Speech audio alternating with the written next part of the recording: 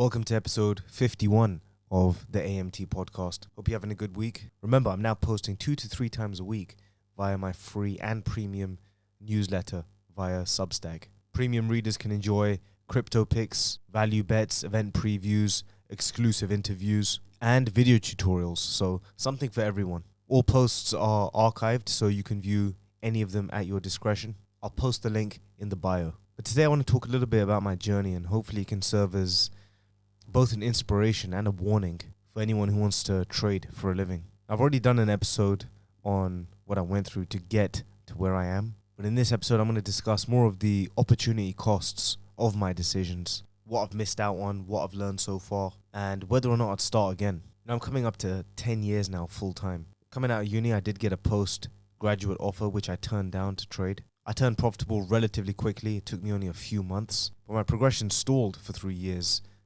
before my profits finally took off to a level where I could sustain myself. Had I taken the graduate scheme offer, I'd have been paid, I think, $38,000 in my first year. If I moved into a good middle or front office position, I probably would have near doubled that. After taxes, national insurance contributions, daily expenses, travel, I probably still would have been left with more than, say, 10 to 15,000, which is round about what I earned in each of the first 3 years that I traded. And if we look further down the road and compare it with where I might have been today, the networking opportunities, the chances to move sideways or even up the corporate ladder could have opened a Pandora's box of opportunities. I could have made a book of wealthy clients where I could have started a fund, and with that sort of leverage, who knows what kind of money I could have made. Or I could have maybe started a business with other colleagues. Or my experience would have at least put me in good stead to be earning 6 figures by now. Now, after tax, bills, expenses, all the stuff I highlighted and so on,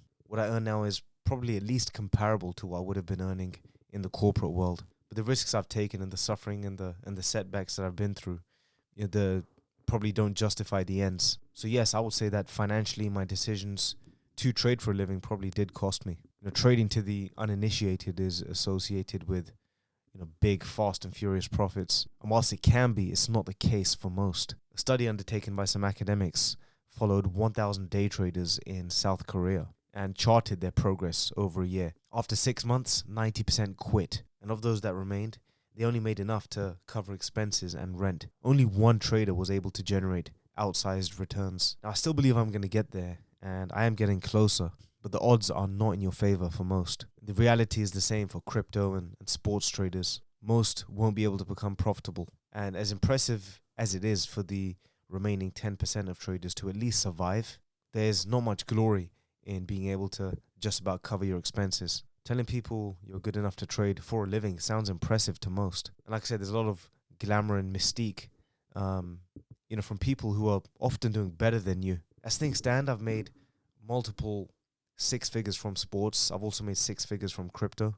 But when you average that out year on year and divide it by the amount of time I've poured into this thing, yes, it's impressive that I've managed to stay in the game this long, but for the risks I've taken, the rewards, haven't so far been worth the wait. Now, although things are trending upwards now, it was a combination of things that really held me back. And this brings me on to the second and less tangible benefit that I would have had I actually gone out to work, and that is structure. Waking up at a certain hour, getting dressed, eating and sleeping, and working at the same time every day and every week. It's a lot easier to optimize the inputs when you know exactly when you're waking and when you're working. You can get a lot more done when there's structure and order in your life. You know, for the most part, what to expect on a day-to-day basis. But as a trader, you're building out your own schedule. You're choosing your own hours, and you're not answerable to anybody but yourself. And whilst that sounds great, it comes with its own pitfalls, which I found out the hard way. So even though I have big goals and, I was driven enough to endure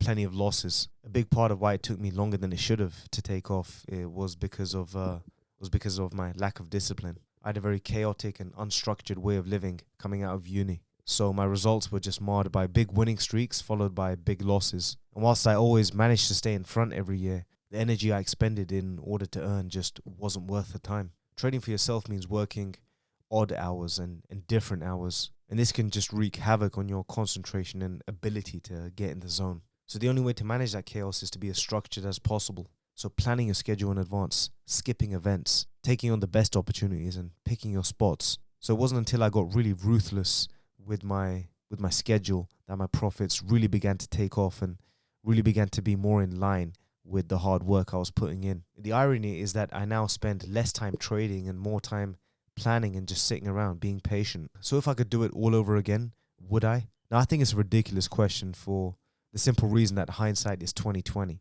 So knowing what I know now, if I knew it back then, of course I'd do it again. Even though I had no clue what I was doing when I started, I loved it. I loved every minute of learning and putting money on the line and figuring things out. But knowing what I know now with my level of risk management, my staking, my game plan, my execution, I'd have scaled up to, six figures within a couple of years. I'd have bought dozens of Bitcoins and I'd have retired at 32, a multimillionaire. So asking if I'd do it again probably isn't the most sensible question. I think the better question is, what advice would I give to someone in a similar situation at that age? So firstly, I started young. I had time on my side. Your 20s are the best time for taking risks because as your financial commitments grow, as you age, the windows of opportunity and your ability to take risk just gets smaller and smaller. I also lived with my family for most of my 20s, so I didn't have a mortgage, bills, or a wife and kid to provide for. So there was no pressure and I could afford to mess up several times because I had the time to learn. So if you got big financial commitments or you got rent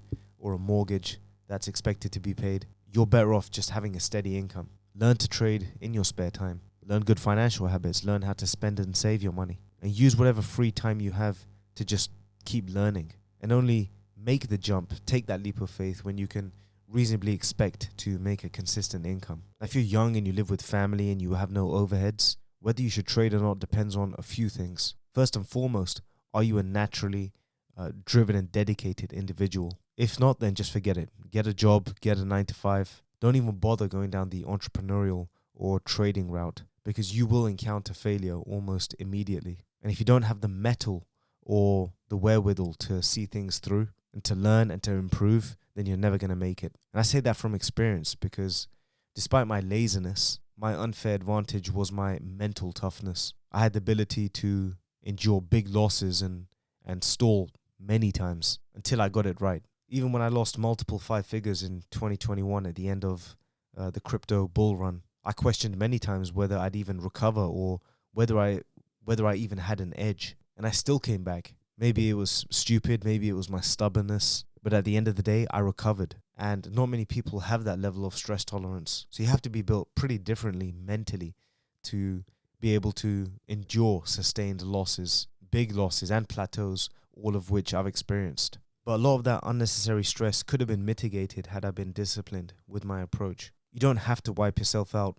several times as I did. I was more in love with the lifestyle of a trader than the mechanics of it. I spent so much time trading market after market, which of course is important, but I neglected a lot of the research and planning. So if you're as ruthless with your learning as you are with your trading, and you pick your spots carefully, you'll end up trading less and making consistent profits. So you have to be dedicated to every part of the process. So 1, if you don't have the mettle, and 2, if you're not disciplined and driven and motivated to keep learning, then you're better off getting a 9-to-5, a regular, safer, steadier income. Trading is extremely risky and it takes a lot of learning as well as unlearning.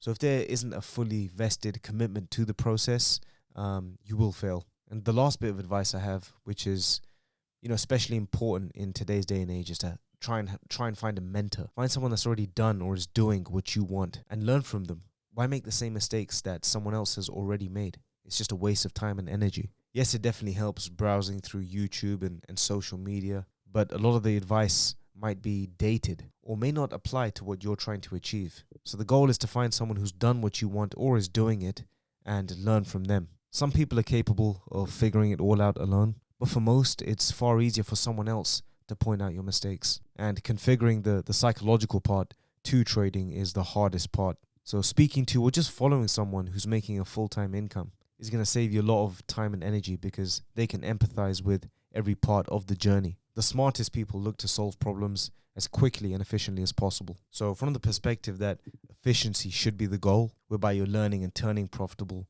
as quickly as possible and doing it safely. If I was speaking to my younger self, knowing what I know about him, I would have advised him to get a job. The downside is lower, consistent money would have been coming in, And if I really wanted to learn how to trade, I would have still figured it out in my spare time. And I would have had the liberty to decide whether or not I wanted to do it full time. Going all in on the back of my poor discipline and chaotic university lifestyle meant that it took me far longer than it should have in order to pay. And I was only granted that time because I had the luxury of no bills, which is a luxury most people don't have. So the cost to me just wasn't wasted time, but wasted opportunity. As I told you, it took 3 years, the first 3 years of plateauing. I was unemployable by that point, and I had nothing to fall back on. I'd invested so much time into learning it. I had no choice but to make it work. So I faced a lot of pressure for a long time, and with hindsight, yes, the pressure was good and right for me at the time because I needed that wake-up call. But my original point still stands. You shouldn't have to wait for shit to hit the fan before you make a move. Plan in advance, be sensible, and fast-track your progress by learning from others. Don't try and figure it all out on your own, especially in today's landscape, which is far more competitive. So, hopefully I've given you some food for thought, some things to think about. And yeah, let me know what you guys think. Leave your comments below. And yeah, I'll see you guys in the next video.